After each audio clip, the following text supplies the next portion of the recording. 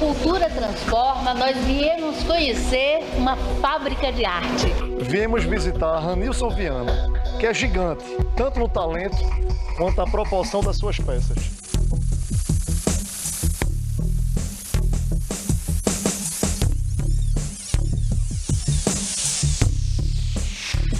E a gente encontrou o dono dessa grande fábrica. Ranilson, eu entrei aqui e fiquei muito encantada. Eu não sabia se eu estava chegando numa fábrica ou num ateliê, numa mistura das duas coisas. É muito gigante, impressionante. De onde você é? Traz isso tudo para montar uma estrutura como essa, do seu pai, do seu avô? Na verdade, eu sou da Caatinga, sou daqui de Petrolina, do interior de Petrolina. Um local chamado Alegria, e é por isso que as pessoas dizem que eu sou muito alegre. E sempre eu gostei de desenhar, porque eu encontrei no desenho uma maneira de expressar meus sentimentos quando eu perdi minha mãe. Depois eu percebi que é por isso que eu gostava de desenhar muito. A minha mãe faleceu, eu tinha 1 ano e 9 meses de nascido. Uma forma de se encontrar com ela pela arte. Acredito. E fui criado pelos meus avós. A minha avó sempre me apoiou com meus desenhos, mas ela, com o jeito dela de proteção, ela disse também que eu ia passar fome se eu fosse sobreviver da arte. Então tinha muito disso, e quando eu completei 17 anos, eu pedi muito que eu viesse para a cidade para ter a oportunidade de estudo e de trabalho. Conversei muito com minha tia, que já trabalhava na agricultura aqui em Petrolina, na área irrigada, e ela aceitou que eu viesse para cá. Então, quando eu estava próximo de completar 18 anos, eu vim trabalhar, né, na agricultura, e meu primeiro emprego aqui na região foi colocar esterco nas plantações de uva. Mas eu, nesse meio período, eu também, né, já frequentava um centro de arte aqui, que eu gostava de desenhar. Eu sei que você tem uma ligação muito forte, não só com a pessoa, mas com o espaço de Ana das Carrancas, né? Isso, Ranilson, conta pra gente. Foi teu início mesmo que você considera no desenho, no olhar mais... Eu comecei no desenho já lá no interior. Sim. Mas uma vez eu estava ouvindo um rádio e lá dizia que estava oferecendo um curso de desenho e de pintura lá no Centro de Cultura Ana das Carrancas. Eu não entendi direito, para mim que ele estava procurando um professor, né? E eu disse, eu vim até o Centro de Cultura, foi quando eu tive o primeiro contato, em 2001. Eu estava com 1 ano de inauguração ao espaço do Centro de Cultura Ana das Carrancas. Então, quando eu vim, eu me apresentei como que já era muito bom, né, no desenho. E eu descobri lá que realmente eu só estava iniciando os primeiros rabiscos, tive esse encontro de fato com a arte. Mas aí teve um dia que eu tomei a decisão realmente de sair e sobreviver do desenho. Foi quando no primeiro dia que eu saí, eu já consegui fazer um desenho de R$70. Então eu fiquei muito feliz, eu disse, rapaz, esse negócio é um negócio para eu investir. Então eu fiz o primeiro, aí depois passou o segundo, o terceiro, o quarto, foi passando e nunca mais eu fiz um desenho. Fiquei preocupado e eu disse, eita, rapaz, esse negócio não vai dar para eu sobreviver. Então eu arrumei um emprego. Naquela época era numa fábrica de coco aqui, mas acabei passando uma temporada lá, mas teve um probleminha lá e eu acabei saindo, graças a Deus. Porque se eu não tivesse saído lá da fábrica de coco, talvez eu estivesse lá ainda. Sim. Fiquei triste porque eu fiquei desempregado, mas logo depois eu entrei nessa questão de compra e frutas. Comecei a trabalhar com compra e frutas, tive vários prejuízos, eu tinha uma namorada na época e foi aquela coisa toda, aquele amor muito forte, mas eu tive muitos prejuízos, até porque eu não tinha uma mentalidade, eu acredito, ainda muito formada. Sim. Não soube aproveitar o momento financeiro. E como eu não fiz um caixa naquela época, virou uns caminhões e eu comecei a virar uma bola de neve. Aí foi o que aconteceu. Quando eu acordei, eu já estava devendo muito. Sim. Né? Comecei a entrar em desespero. Foi quando, uma vez eu estava lá no Centro de Cultura das Carrancas. Olha a Ana de novo. Já estava lá de novo. E conversei com a Ângela, falei das situações, mas mesmo assim ela nunca me abandonou. Sempre ela me reforçou, me ajudava ali com o desenho e a pintura. Mas nessa confusão toda eu terminei o namoro. Sim.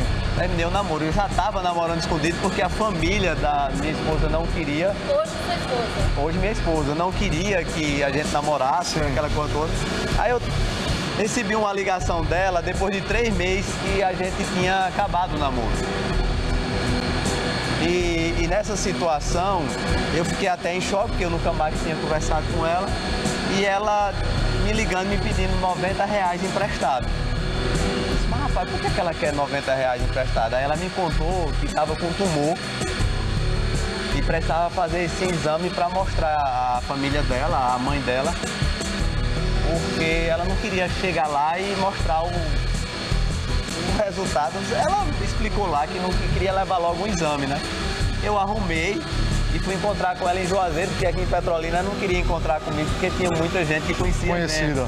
E ela não queria que a família dela soubesse. Resumindo, eu fui para Juazeiro, quando eu me encontrei com ela, e ela pediu para eu entrar com ela para fazer esse exame. Eu entrei. O médico estava lá fazendo um exame, uma ultrassom para descobrir onde é que estava o tumor. Aí ele de repente disse, só ele aqui. Eu disse, o quê? O tumor? Eu disse, que tumor, rapaz? Seu filho. Minha nossa, que Aí eu disse, meu Deus do céu, como é que pode? Aí eu entrei em desespero, comecei a chorar porque era um show de felicidade que eu estava me aproximando dela. De susto, de tudo. De susto e de desespero que eu não tinha condições de comprar uma chupeta. Não tinha condições nenhuma. Foi aí que, no outro dia, eu voltei para o Centro de Cultura, comecei a falar com a Ângela e ela, explicando a situação tudo. Ângela, filha de Ana Ana das Carrancas. Aí, quando que hoje foi... é seu braço direito, né? E hoje é meu braço direito aqui na empresa. Aí quando foi uma semana depois, a filha de Ana das Carrancas atende uma ligação para falar sobre uma escultura, um busto. Sim. Que a prefeitura, o município estava querendo um escultor. Eu realmente não sabia fazer, nunca tinha modelado, mas eu perguntei a Ângela, quanto é esse negócio? Quanto é que custa esse negócio? Ela me deu lá uma média lá de preço, eu disse, rapaz, esse negócio dá para eu comprar o quarto do meu filho. Aí ela deu uma risadinha, mas não me deu atenção. Eu disse, Ângela, ligue para lá e diga que você tem um escultor, conhece um escultor. Ela disse, sim, mas quem é o escultor? Eu disse, sou eu. Aí ela disse, ô Ranilson, infelizmente, Ranilson, você nunca pegou nem no barco, como é que vai fazer uma escultura dessa? A conta sempre era baseada na necessidade do filho que viria a nascer, né? Essa seria a matemática. A matemática do negócio. da necessidade. Da necessidade. Resumindo, ela disse que não ia ligar para a prefeitura e eu disse que ia na prefeitura dizer que eu era um escultor. Ela disse que eu não era doido, que eu não fosse. Aí você disse, eu fosse? Eu disse, rapaz, Ângela, eu vou que eu estou precisando desse dinheiro. Mas ela não acreditou e eu fui lá na prefeitura. Quando eu cheguei lá, a secretária do prefeito me recebeu como um grande escultor.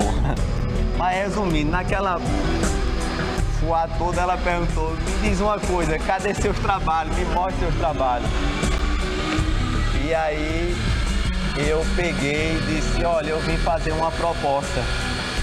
E essa proposta, eu faço a escultura, se ficar boa, você paga, e se não ficar boa, você não precisa pagar. Então, ela aceitou, eu acho que ela não tinha outra opção. E aí foi aonde eu comecei a fazer a minha primeira imagem, a minha primeira escultura. Sim. Deu tudo certo, graças a Deus foi aprovado. Foi o nascimento da primeira escultura na época do nascimento do primeiro filho. Exatamente. Agora, quando eu terminei a escultura, que eu comprei o quarto do meu filho através dessa escultura... Como é o nome dele? Luiz Antônio. Luiz Antônio. Aconteceu algo que eu não esperava.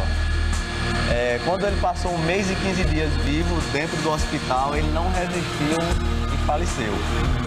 Eu fiquei muito sem entender, abalado naquele momento. Qual seria o recado, né? Qual seria o recado, mas depois eu entendi que realmente ele veio me transformar num escultor e juntar a família novamente. Então, essa... Foi a partir daí que você começou a trazer essa questão do modelando vidas, né? Foi através disso que eu percebi que a verdadeira transformação, ela não está aqui fora, ela está dentro de cada um de nós. E a escultura, ela não é diferente. Ela tem um processo interno para depois trazer essa possibilidade para o mundo aqui fora. Mas primeiro, qualquer escultura dessas que vocês estão vendo, ela nasceu dentro da minha pessoa. Até uma retratação, quando eu faço, primeiro ela passa por dentro para depois vir para fora. Então tudo é de dentro para fora. E é impressionante, Ranilson e Cristina, que a gente fazendo essas pesquisas e debates aprofundados antes de chegar no respectivo artista e no seu local de representação, de trabalho, no seu ofício, eu lendo uma frase de Ranilson, parecia que ele se comunicava comigo. Porque você diz exatamente qual é o sentido desse quadro, do Cultura Transforma. Não por acaso o nome do quadro é Cultura Transforma. Então, pela primeira vez, quem está nos assistindo desde o episódio 1, nunca me viu fazendo isso, mas eu tinha que trazer esse papel para ler exatamente na íntegra a frase que você diz. Veja que coisa linda. A minha missão é usar o meu projeto em vidas, esculpindo e modelando vidas. Nesse projeto eu apresento a minha arte como ferramenta de transformação na vida das pessoas. Na minha visão, a arte transformou a minha vida. Então eu acredito que a modelagem tem o poder de transformar a vida das pessoas de dentro para fora, do seu mundo interior para o seu mundo exterior. É isso. É isso. Parabéns! Quantos filhos espirituais você já tem espalhados por aí? Tanto desse número enorme de gente que trabalha junto com você, né? Cristina, uma coisa que me tocou muito, a gente vê realmente esses galpões imensos, obras, peças gigantes, imensas também, essa profissionalização, essa gestão. Mas o que ele disse, mais do que a profissionalização, é a gestão. A profissionalização e a gestão só vem porque existe sentido. A gente tem que imprimir sentido à vida e a gente faz isso através da cultura, porque a cultura transforma. Transforma. Muito obrigada. Obrigado.